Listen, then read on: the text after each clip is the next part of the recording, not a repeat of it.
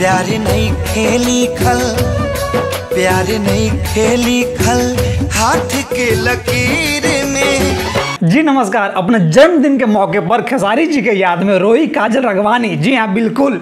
अब आप सोच रहे होंगे कि ये कैसे हो सकता है, जन्मदिन है काजल राघवानी जी का लेकिन वो रो काहे रही है। तो भैया ये असली में नहीं है, बात समझे। गाना आया है, जी हाँ, जान गई नी एहो जान, जान गई नी जान। ये जो गाना गाई है, ये गाई है प्रियंका सिंह जी। नहीं तकदीर में जान, प्यार नहीं खेली खल हाथ के लकीर में। और जो एक्टिंग की है इसमें काजल राघवानी जी, ठीक है।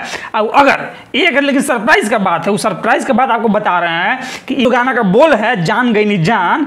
ये एक जमाने में हमारे दबंग स्टार, ट्रेंडिंग स्टार जो है पहले ही गा चुके हैं अपना वॉइस में। प्यार नहीं खेली खल हाथ के लकीर में। अब भैया गाना जो है वो जबरदस्त है, लेकिन काजल राघवानी जी अपने जन्मदिन के मौके पर इस गाना को जो है रिक्रिएट किया है वर्ल्ड वाइड रिकॉर्ड भोजपुरी पर। तो अभी तक जो है आप लोग कितना लोग इस गाना को सुने हैं जान गई नी जान, कमेंट सेक्शन में भाई को कमेंट करके बता दीजिएगा, ठीक है। अब भैया अब खेसारी जी का बात रहेगा उनसे जुड़ा हुआ, तो बात करना भी जरूरी है। का जरूरी है कि नहीं है, कमेंट में यही बता दीजिएगा। सुनिए, भोजपुरी से प्यार होगा तो भाई को जो है लाइक, शेयर और सब्सक्राइब करके जाइएगा। मिलते हैं आपसे अगली बार, तब तक जय हिंद, नमस्कार।